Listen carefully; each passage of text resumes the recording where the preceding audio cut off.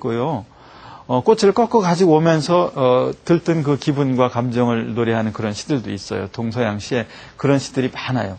근데 소월의 시는 어때요? 그 꽃을 꺾어서 내 것으로 만들고 소유한 기쁨을 노래한 시가 아니고 저만치 혼자서 피어있는 꽃을 바라보고 있는 시예요. 이거는 꽃을 사랑하는 방식이 꽃을 꺾어서 내 것으로 만드는 소유하는 그런 사랑의 방식과 다르죠? 그럼 이것을 뭐라고 할 수 있을까요? 이것은 꽃을 꽃으로 존재하게 하면서 사랑하는 방식이에요. 그 꽃을 꺾어왔어요? 너무 내가 꽃을 사랑하기 때문에. 그 꽃을 꺾어다가 어떻게 합니까? 꽃병에 꽂아놓고 지켜봐요. 나는 꽃을 너무 좋아하고 꽃을 사랑해요. 그 다음에 그 꽃은 어떻게 돼요? 시들어요. 시들면 어떻게 해요? 버려요. 그러면서 나는 꽃을 사랑한다고 그래요? 그렇죠? 그것도 꽃을 사랑하는 방식이에요. 내가 새를 너무 좋아해서 그 새를 그냥 보고 있을 수 없어서 잡아다 새장에 놓고 늘 새소리를 들으면서 새를 사랑하고 있어요. 나는 정말 새를 좋아하는 거예요. 그런데 그 새는 정말 좋을까요? 그 새는 무엇을 잃어버렸을까요? 자유를. 하늘을 잃어버렸죠. 그 새의 자유와 하늘을 담보로 나는 그 새를 사랑하는 거죠. 이거는 소유하는 사랑의 방식이에요. 근데 세월이 지나면 지날수록 그 새의 아름다운 목소리는 점점 쇠퇴해져 갈 거예요. 그렇죠? 쇠락의 길로 갈 거예요. 그러니까 사랑의 방식도 그 대상을 대상으로 존재하게 하면서 그 대상이 가장 아름답게 빛나고 반짝이 있을 때 그때 그 가장 활기차고 빛나는 모습 그것들을 함께 사랑하는 그런 시간이 그를 가장 잘 사랑하는 것은 아닐까요 혹시? 소월은 그런 거를 이야기하고 싶어 했다고 저는 봐요. 존재하게 하면서 사랑하는 방식. 우리는 사랑은 곧 소유해야 된다고 생각해요. 그러나 정말 그것을 꽃이면 꽃을 오래오래 사랑하는 방식은 저만치 혼자 피어있는 모습을 지켜보고 그리고 꽃이 생성에서부터 소멸의 과정 전체를 같이 지켜보면 사랑하는 방식도 있다는 거죠. 이런 방식은 존재하게 하면 사랑하는 방식인데 후자, 존재하게 하면 사랑하는 방식도 우리가 눈여겨볼 필요가 있다는 거죠. 내 자식, 내 남자친구, 내 애인, 내 거다라고만 생각을 하면서 집착하는 동안 굉장히 괴로워지는 거죠. 괴로워지는 사랑을 하는 거죠.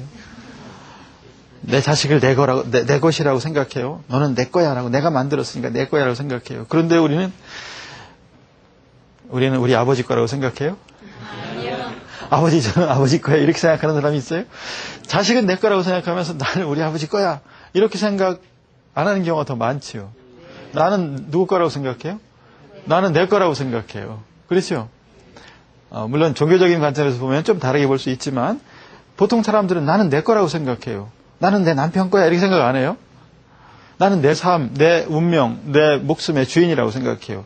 나는 내 것이라고 생각해요. 그러면서 내 자식은 내 거라고 생각하고 동시에 또 나는 내 아내도 내 거라고 생각하고 이렇게 생각하는 방식이 익숙해져 있어요. 소유하면서 사랑하는 방식, 소유의 관점에서 사랑하는 방식이에요.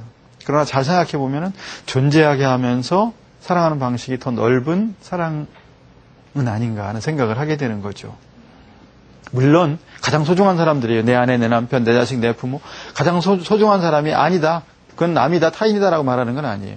가장 소중하지만 더 소중하게 오래오래 사랑하는 방법은 무엇이 있을까? 이런 것들까지 생각하게 하는데 소월시가 우리에게 그런 걸 가르쳐준다고 저는 봐요.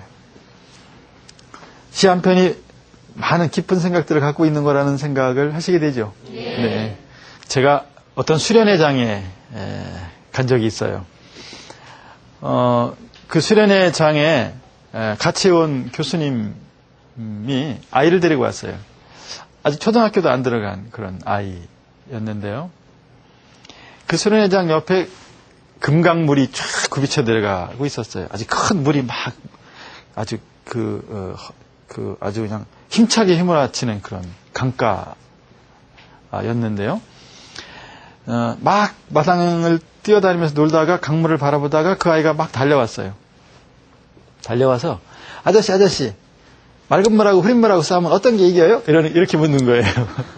애들은 누가 이기는가가 굉장히 중요하잖아요. 어떤 것이 이기는가 굉장히 중요하단 말이에요. 그래서 물을 보다가 아저씨, 맑은 물하고 흐린 물하고 싸우면 어떤 게 이겨요? 하는 생각이 든 거예요. 그래서 막 쫓아와서 어른들은 다 알겠지 하고 물어본 거예요. 여러분, 맑은 물하고 흐린 물하고 싸우면 어떤 게 이깁니까? 흐린 물이 이긴 것 같아요. 흐린 물이 이겨요? 왜요? 맑은 물이 이겨요? 정화작용 때. 맑은 물이 갖고 있는 정화작용 때문에 맑은 물이 이긴다. 왜 흐린 물이 이겨요? 탁해지니까, 흐려지니까. 맑은 물하고 흐린 물하고 섞이면 물이 흐려지잖아요? 그러니까 흐린 물이 이긴 거죠. 이제 아이의, 아직 6, 7살짜리 어린 아이의 관점에서 보면은 맑은 물이 이긴 거, 흐린 물이 이긴 거, 이렇게 이제 말할 수 있어요. 그런데 저도 그랬어요. 흐린 물이 이기지? 이렇게 대답을 했어요.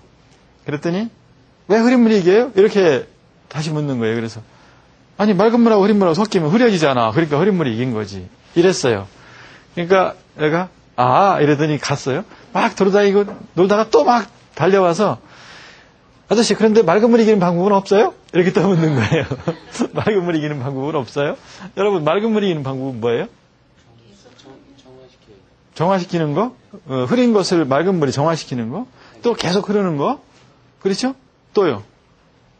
저는 뭐라고 대답할까 하고 생각하다가 이 어린아이들이 묻는 질문에 아주 쉬운 그런 질문에 대답하기 곤란한 게 참 많죠. 어떤 때는 아주 궁극적인 어떤 그 진리에 관한 물음일 수 있는 것들도 섞여 있고 그래서 아이들이 묻는 질문에 대답하기 곤란할 때가 많아요. 그때도 그랬어요. 그래서 이거 뭐라고 대답해야 될까 그러다가 맑은 물이 이기려면 맑은 물이 계속 흐르는 거지 뭐 이렇게 대답을 했어요. 그랬더니 얘가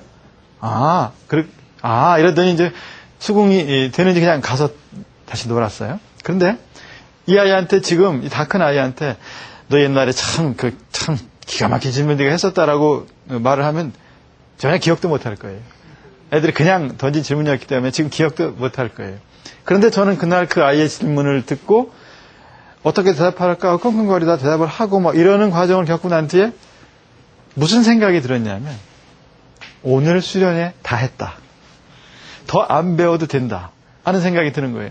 교수님들 오셔서 발제하시고 뭐 막 이렇게 또 토론하고 분임 토의하고 막 이러는 순서가 잡혀 있었지만